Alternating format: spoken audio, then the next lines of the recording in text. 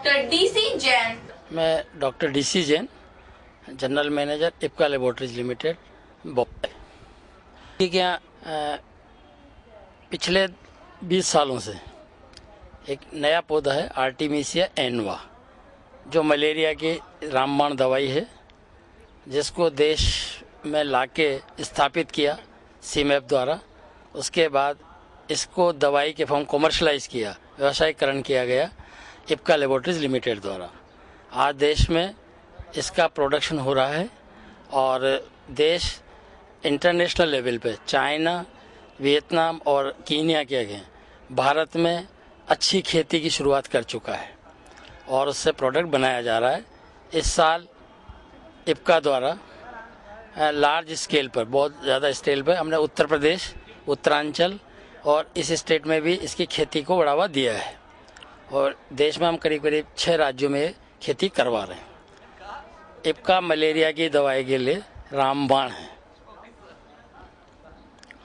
Ipca malaria के लिए रामबाण है।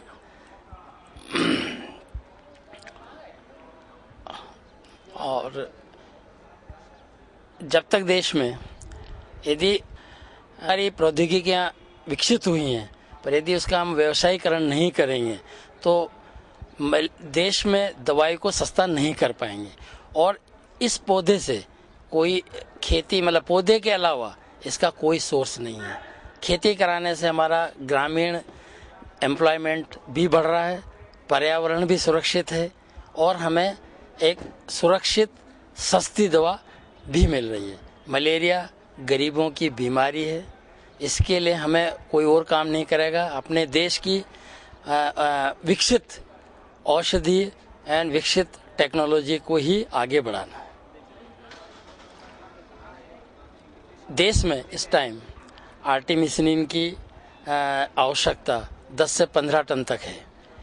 उसकी पूर्ति करने के लिए हमें 2.5 से 3 हज़ार हेक्टर खेती के ऊपर जाना है, जो कि अब हम आगे कार्यक्रम को बढ़ा रहे हैं।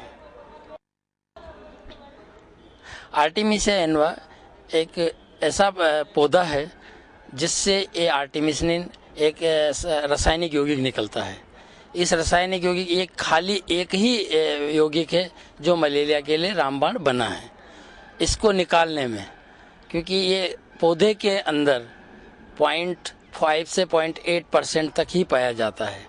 इस देश में जो वैज्ञानिक रिसर्च हुई, इसको लाके हमने काफ़ी बढ़ाया 1% तक।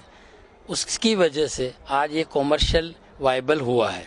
उसके लिए देश में काफ़ी इसमें बायोटेक्नोलॉजिकल रिसर्च हुई, इसकी एग्रोनॉमिकल रिसर्च, जो कि क्योंकि खेती करने के लिए हमें एग्रीकल्चर करना बहुत आवश्यक था और अच्छी एग्रीकल्चर प्रैक्टिस के द्वारा ही